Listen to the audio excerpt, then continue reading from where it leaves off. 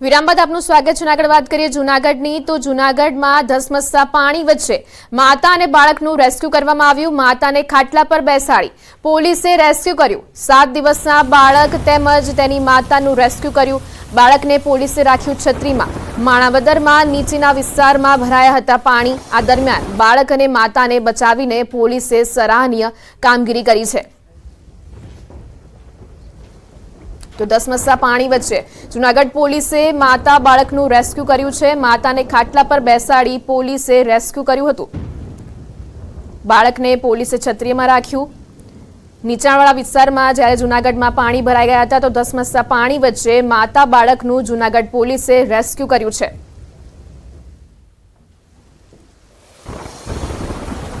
જૂનાગઢ શહેરમાં સિઝનનો 50 ઇંચ જેટલો વરસાદ વરસી ગયો છે। સમગ્ર જિલ્લામાં સરેરાશ 121% જેટલો વરસાદ પડી ચૂક્યો છે। તેના કારણે જિલ્લાના 19માંથી 16 ડેમ ઓવરફ્લો થયા। ત્યારે ગિરનાર જંગલ અભયારણ્યમાં આવેલો હસનાપુર ડેમ ઓવરફ્લો થયો છે। હસનાપુર ડેમ ઓવરફ્લો થતાં શહેરને 2 વર્ષ માટે પાણીનો પ્રશ્ન હલ થયો। ગિરનાર પર ધોધમાર વરસાદના કારણે પર્વતે લીલી ચાદર ઓઢી હોય તેવા આહલાદક દ્રશ્યો સર્જાયા છે।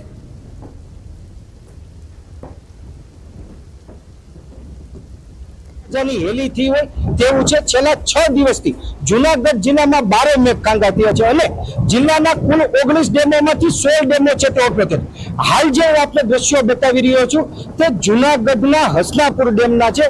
આ હસનાપુર ડેમ પણ ગત મધ્યરાત્રિએ ઓવરફ્લો થયો છે। આ હસનાપુર ડેમમાં 2 વર્ષ સુધી જૂનાગઢને પાણી પૂરું પાડી શકાય તેટલો જળ સંગ્રહ થયો છે અને આ હસનાપુર ડેમ છે તે ગિરનાર અભયારણ્યમાં આવેલો છે। આપ જે દ્રશ્યો જોઈ શકો છો તે અહીંયા છે તે સોળે કળાએ છે તે પ્રકૃતિ ખીલી ઉઠી છે અને જાણે વાદળો છે તે આ ગિરનારને જે પર્વતો છે તેને વાતો કરતા છે તે નજરે પડી રહ્યા છે।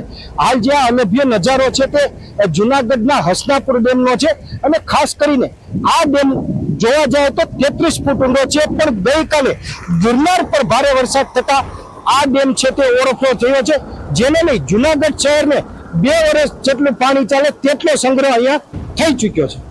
અતુલ વ્યાસ, ન્યૂઝ 18 ગુજરાતી, જૂનાગઢ।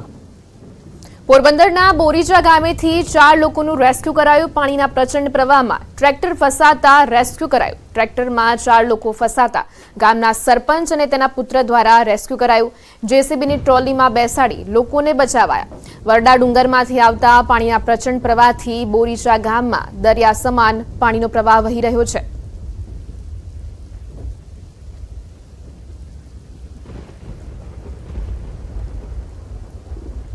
કપડા તાલુકામાં ધોધમાર વરસાદને કારણે કોલક નદીમાં પૂર જેવી પરિસ્થિતિ સર્જાઈ। નદીના ધસમસતો પ્રવાહ પસાર થઈ રહ્યો હોવા છતાં પણ એક વ્યક્તિને જીવના જોખમમાં મૂકી કોઝવે પસાર કરતા અધવચ્ચે જઈ અને વ્યક્તિ પર પાણીમાં પડી ગયા અને નદીના પ્રચંડ પ્રવાહમાં ફસાયા બાદ તેઓને જીવના જોખમે યુવક અને મહિલાને બચાવી લીધા।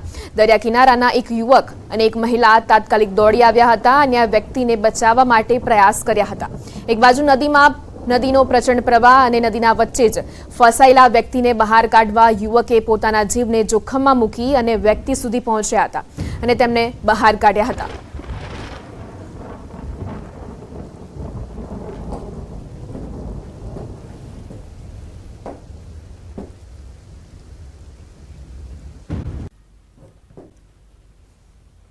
દ્વારકા ભદ્રકાલી ચોક વિસ્તારમાં હજુ પણ પાણી ભરાયેલા લાખો રૂપિયાના નુકસાનીનો અંદાજ। બેંકો, રેસ્ટોરન્ટો, હોટેલો, ટ્રાવેલ્સની ઓફિસો, અન્ય જગ્યાઓમાં અંદર પાણી ઘૂસી ગયા હતા। વરસાદે વિરામ લીધો પણ સ્થિતિ યથાવત। પાણી હજુ ભરાયેલા હોવાથી વેપારીઓ પરેશાન।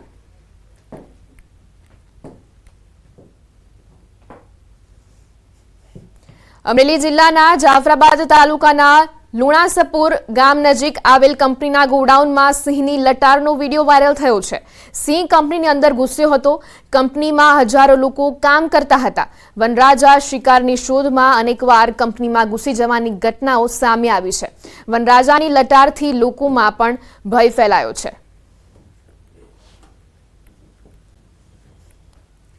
જૂનાગઢના વિસાવદરના અંબાજળ ડેમ પર સિંહોની લટાર। 3 સિંહો ડેમની સ્થિતિનો તાગ મેળવવા આવ્યા। ડેમમાં પાણીનો ભરપૂર પ્રવાહ વહી રહ્યો છે। જંગલ વિસ્તારમાંથી અંબાજળ ડેમમાં આવે છે પાણી। ગત રાત્રિના સિંહો આવ્યા હોવાના દ્રશ્યો સીસીટીવીમાં કેદ। નવસારીમાં ધોધમાર વરસાદ અને ઉપરવાસથી આવેલા પાણીના કારણે પૂર્ણા નદીની જળસપાટી ભયજનક સ્તરની નજીક પહોંચી ગઈ છે. પૂર્ણા નદીનો આકાશી નજારો સામે આવ્યો છે.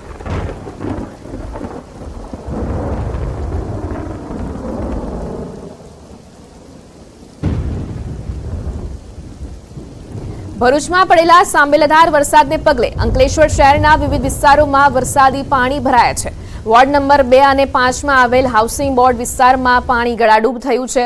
લોકોના ઘર અને દુકાનોમાં પાણી ભરાતા હાલાકી સર્જાઈ છે. લોકો વરસતા વરસાદમાં ઘર વિહોણા બન્યા છે.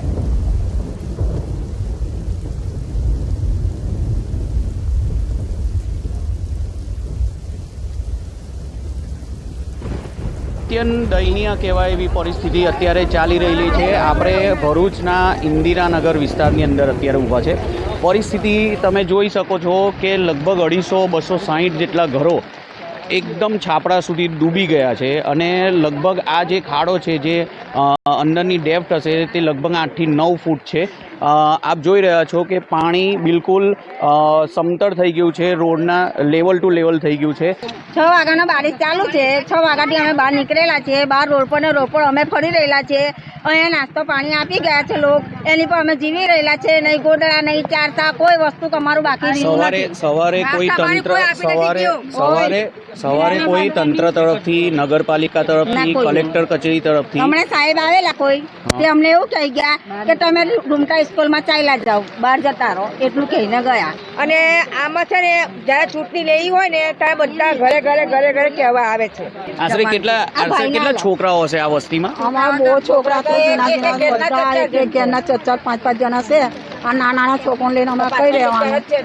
હા, સવારના છોકરા બધા પહેલા જ કપડે નીકળેલા છે. અને માત્ર જે નજદીકમાં એક સ્કૂલ છે રૂમતા વિદ્યાલય, એની અંદર ત્યાં તમે રહી શકો છો. જ્યાં સુધી પાણી ઓસરે ત્યાં સુધી તમે રહી શકો છો એવું તંત્રએ અત્યારે ખાલી જાણ કરી છે.